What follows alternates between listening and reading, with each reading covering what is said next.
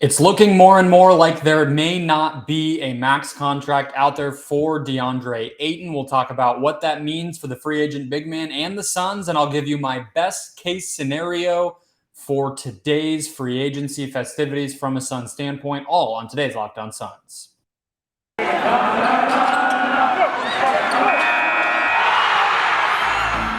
You are Locked On Suns, your daily Phoenix Suns podcast.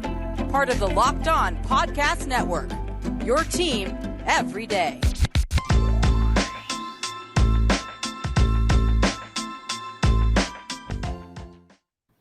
We are back. This is Locked On Phoenix Suns. We are part of the Locked On Podcast Network, and I'm your host, Brendon Kleen, a credentialed media member covering the Suns for the past 5 seasons and a writer at Suns.com and Dime Magazine. Thank you for making Locked On Suns your first listen today and every day. Free agency not cooling down, of course, Thursday night. All of it will be happening, although we're lucky here on the Pacific Coast, Pacific time zone, 3 p.m. So I will be getting you an episode not even before the night is up, so you can catch up on everything. So if you're finding us on your favorite podcast platform, hit follow, hit subscribe. Make sure you do not miss this show in your feed every single morning. And if you're finding us on YouTube, a big thank you. That's the best way to support the show. Go ahead and hit subscribe down below and drop me a comment telling me your best case scenario for the Phoenix Suns here in free agency. I want to hit Deandre Ayton, update on him one final time heading into tonight's fireworks, and then I'll go piece by piece. What is the best case scenario for the Suns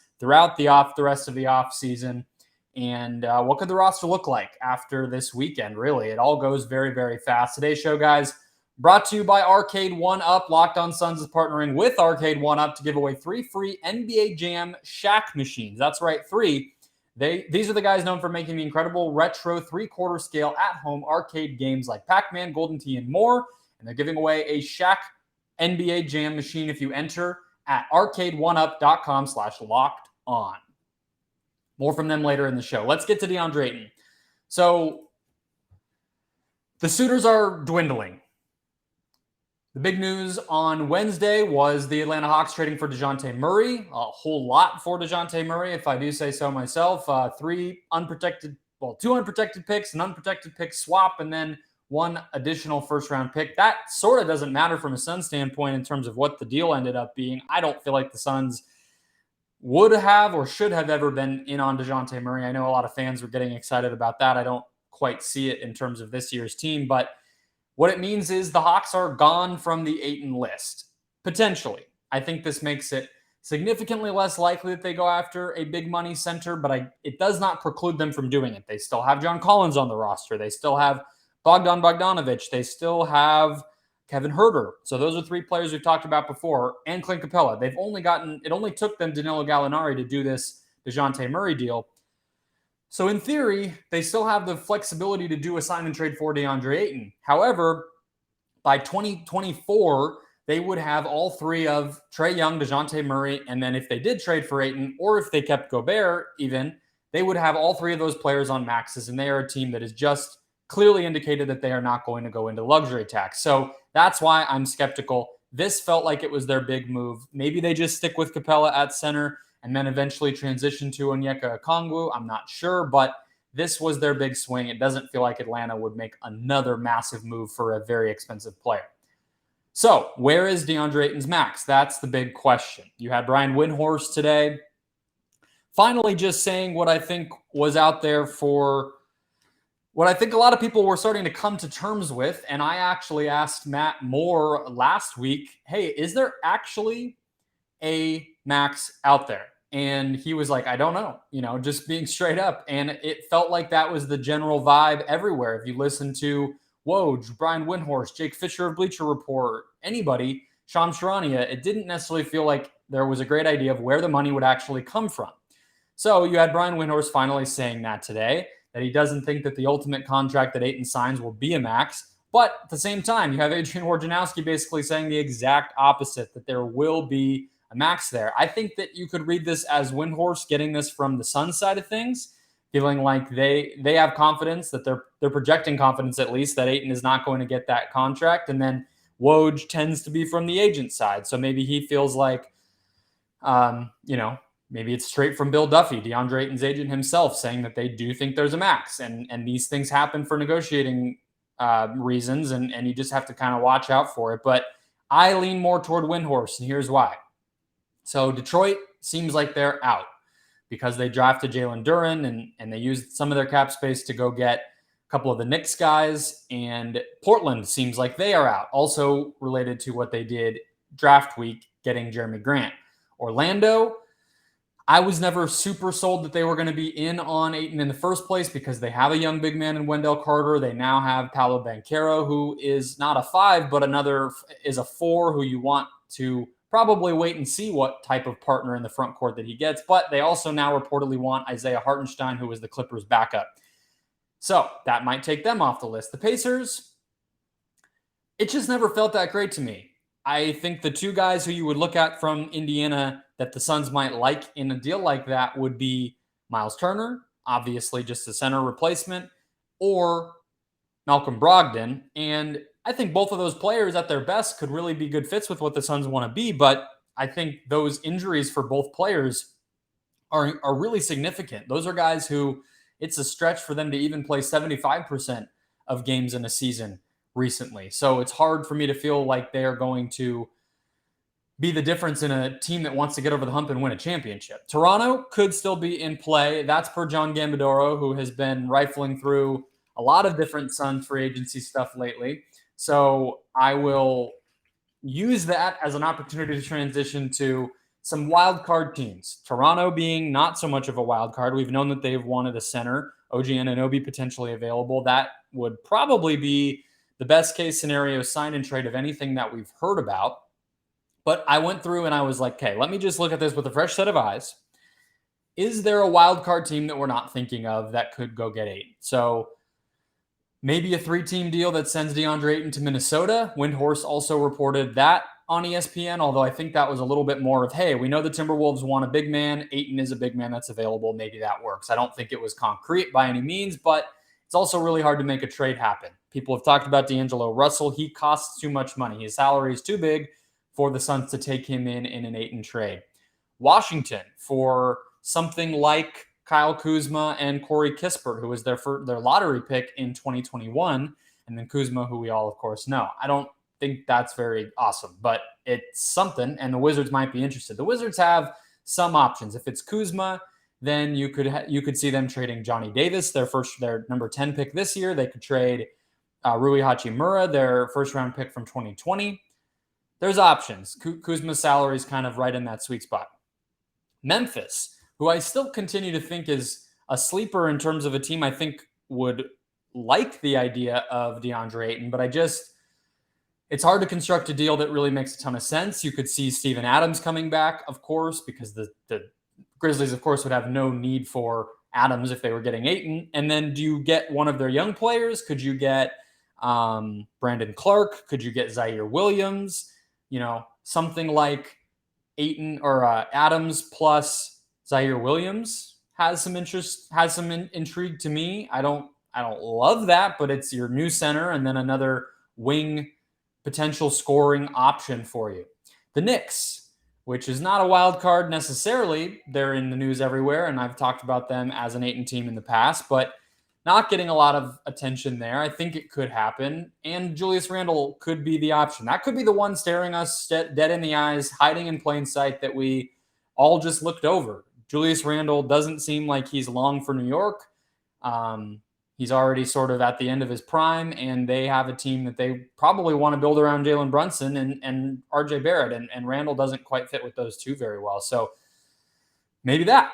The Kings, last but not least, for Harrison Barnes and second-round picks. Barnes works straight up, and then maybe the Kings throw in a couple second-round picks. That's another one that would probably be a little bit disappointing. I don't think any of those trades I just went through would really get exciting for Suns fans, but I'm just trying to think through every single angle. The bottom line is Ayton does not seem to currently have a team with cap space who's willing to offer him a max that he can use as leverage.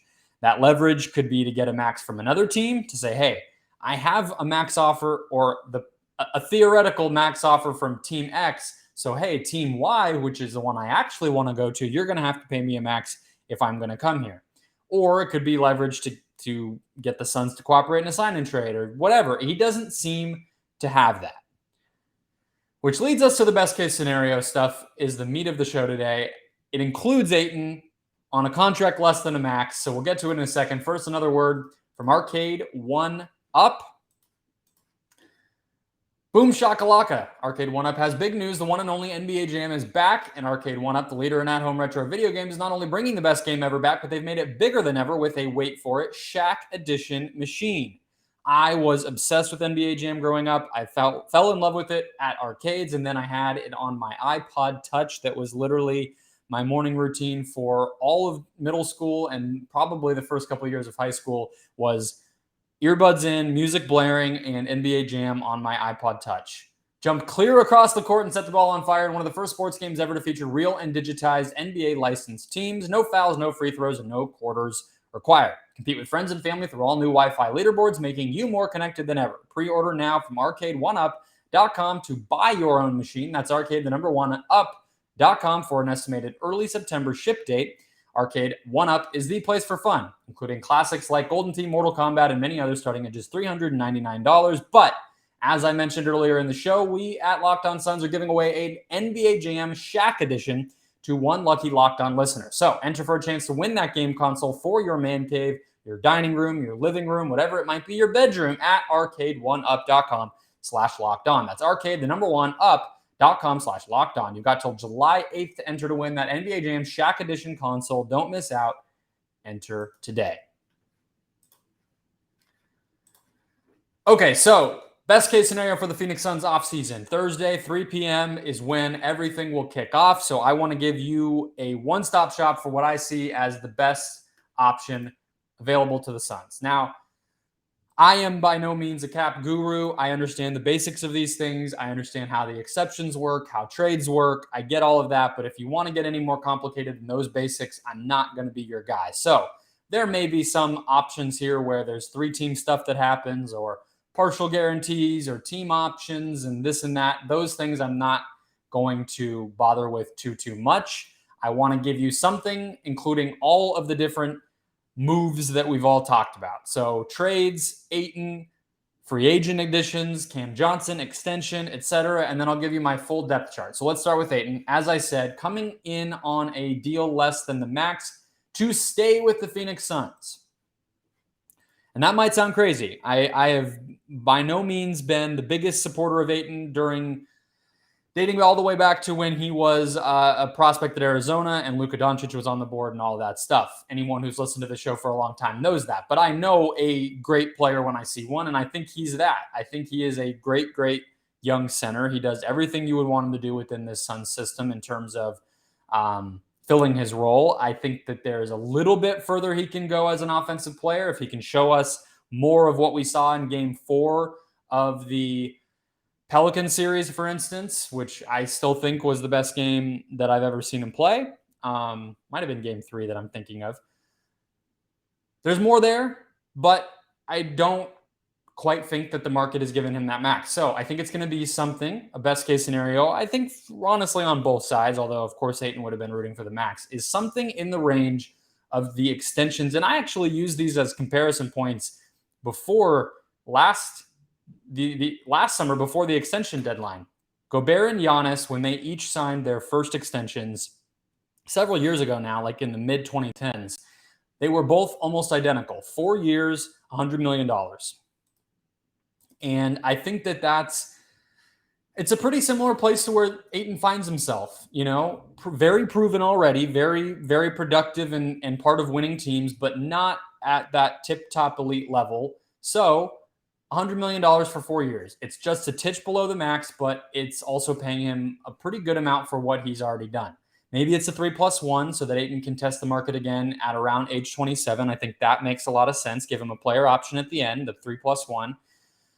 And that means Ayton would still be pretty tradable, in my opinion. I mean, as soon as next year's deadline, we've all talked about that option, right? It could be that the Suns just keep him and then they sort of continue to pursue trades. It wouldn't surprise anybody, I don't think, that Ayton might not be thrilled to have to come back. The Suns clearly are okay with the idea of moving on from him. So maybe it's the thing where as soon as next February, they're back to talking about trades, but you just can't lose him for nothing. And this feels like a pretty fair salary. And if it does go well, you get your championship team back, right? I mean, you keep the core intact that has won 115 whatever games and made 2 pretty deep playoff runs together. And you get to keep that group together and see if it can mend fences and just get back to work. Best case scenario for a Jae Crowder deal. So this is another thing that John Gambadoro of Arizona Sports reported on right as I was about to hit record today, that Jae Crowder is thought to be available, but is somebody who not 100% that he'll get traded, but it sounds like the Heat are the favorite, according to Gambo. So I just operated with that assumption. I talked about a lot of Jae Crowder deals on Tuesday's episode of Locked On Suns. So if you missed it, go check that out. I listed a bunch of them, but specifically, if it is going to be Miami, Duncan Robinson and Gabe Vincent for Jae Crowder and Torrey Craig. Salary-wise, that works. Value-wise, I think that's pretty fair. It means that the Suns have to pay Duncan Robinson for, I believe, 4 more seasons. Three more after this upcoming season. So that's the bummer part. But you get Gabe Vincent, a backup guard option, and you get off of Torrey Craig. So, you're shedding that salary, although he's also expiring. So it's really a matter of, do the Suns feel okay taking back that salary? But if you do, you get 2 bench scorers, shooters, who you already know can play in the postseason. David Nash, at the 4-point play, Suns Twitter encyclopedia, he posted on Twitter about that report from Gambo that he feels like there's a chance that this becomes a 3-team thing, maybe including the PJ Tucker move from Miami to Philadelphia that's been reported a lot. So maybe it ends up being that. And it isn't related to Duncan Robinson, and it turns into something else. I kind of like the idea of Robinson and Vincent on this Suns team. So that's what I selected. I think that's the deal that makes the most sense if Crowder does indeed go to Miami.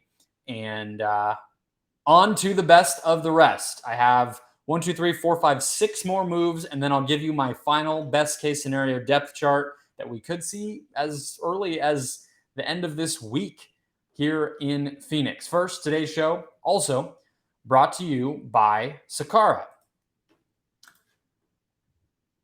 Feeling your best starts with what you eat, and Sakara helps you live a healthy, balanced lifestyle and truly enjoy it with delicious, plant-rich, transformational nutrition that builds a foundation for living in your best body. Sakara is a wellness company anchored in food as medicine on a mission to nourish your body through the power of plants. Sakara gives you the tools you need to transform your life with their organic, ready-to-eat meal delivery program and functional wellness essentials. Their nutritionally designed, chef-crafted breakfasts, lunches, and dinners are made with powerful plant-rich ingredients, helping boost your energy, support your digestion, curb your sugar cravings, and get your skin glowing. Plus, it's all delivered right to your door, ready to eat. Sakara's functional, plant-rich wellness essentials help you create a body you love living in.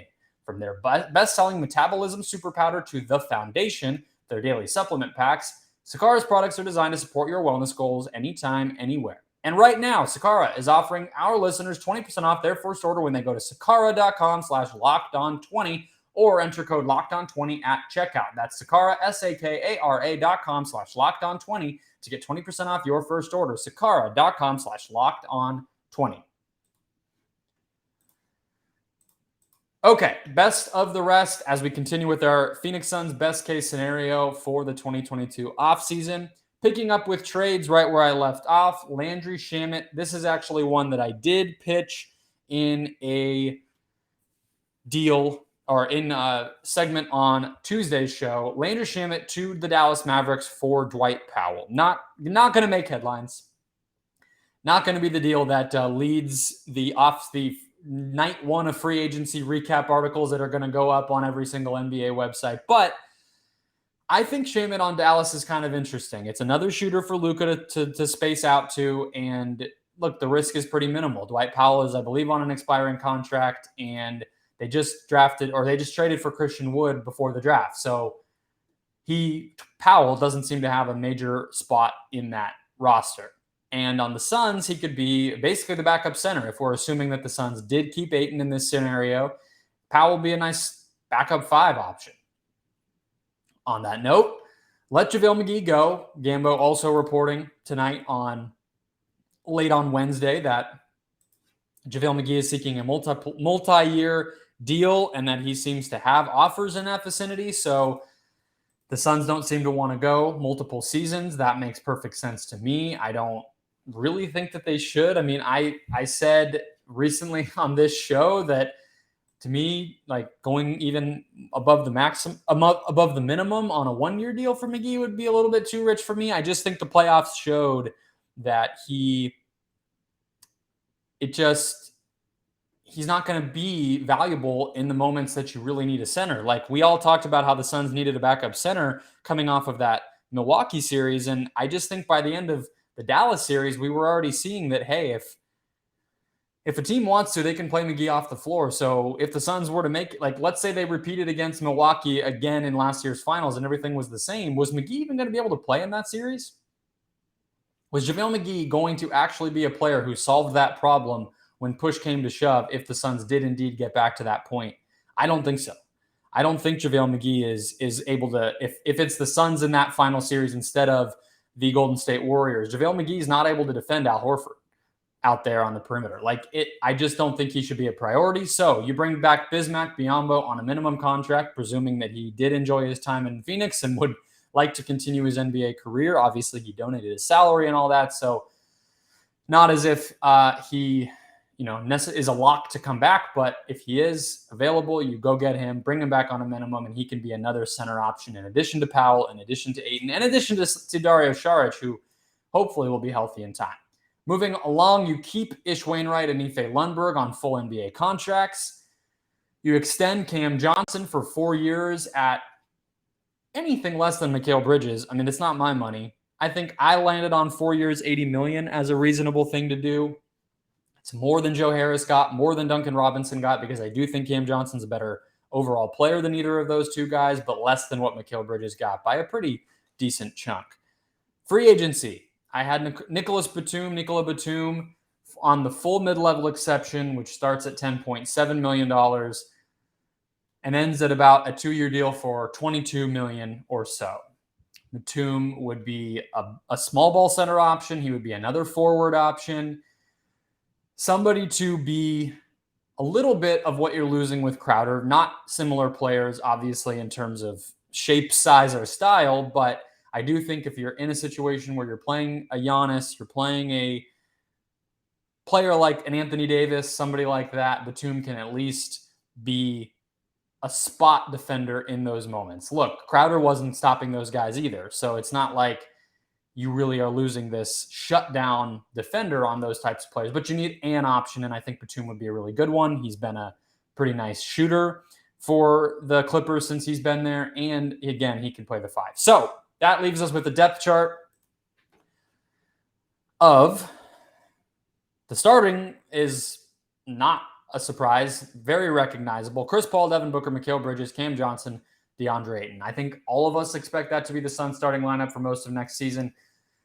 So now I'll go position by position. So at point guard, you have Chris Paul. Behind him, you have Gabe Vincent.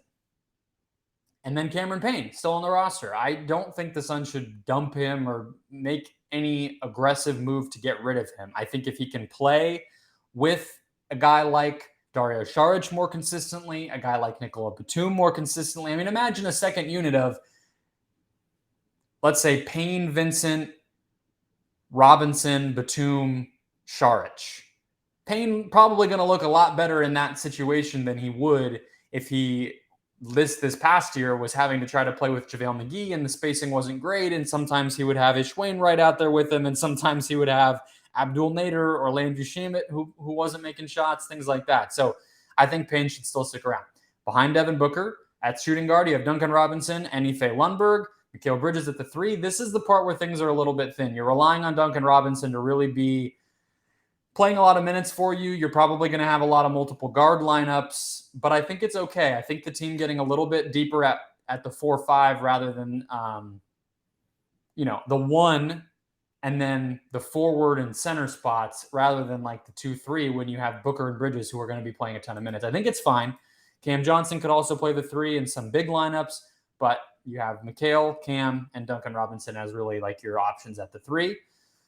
At the 4, of course, Cam, Batum, Saric, and Itch Wainwright. And then at center, Deandre Ayton, Dario Saric, Dwight Powell, and Bismack Biyombo. So still quite a bit of quote-unquote centers on the roster. I would be totally convincible if you wanted to try to get some type of wing in there for either the Shamet deal or maybe even instead of Batum for the mid-level. A guy like Gary Harris, a guy like Wes Matthews. Those are both small players. Like it's really just hard to get a legitimate wing with size and find a player that's available who fits that billing. I mean, I think Daniel House could be available. Maybe he's somebody the Suns pursue. I'm not too sure, but that was the best that I could do. I think you have, at that point, you've added Vincent, Robinson, and Batum, in addition to just Dario coming back. That's 4 players who we feel pretty comfortable can play in playoff environments, compared to the bench last year in the second round against Dallas was Payne, who was not playing well, Shamet, who was mostly not playing well, Cameron Johnson, who was getting exposed on defense, and then JaVale McGee and Bismack Biyombo, who have their own weaknesses as well. So if the bench could really come together in that way, I think you could be in business. I think that roster looks pretty good to me, and I think the Suns would be right back to contention. So that's my best case scenario, a very surprising return of Deandre Ayton and some busy trades and free agency signings. I do think we will see a lot more change on this Suns roster than we did last offseason, even if Deandre Ayton does come back. Even if that big deal doesn't get done, I do think that we will still see multiple changes on this Suns roster. I can't wait for 3 o'clock. I will be recording as soon as I feel like there's a little bit of a break. Aaron Edwards and I will sit down, record a podcast, recap all the night's festivities for you guys, including whatever the Suns do, whatever goes on around the league, and it'll be a blast, as it always is. So keep it right here. Hit follow and subscribe on your favorite podcast platform. Subscribe on YouTube, and we will be with you first thing tomorrow.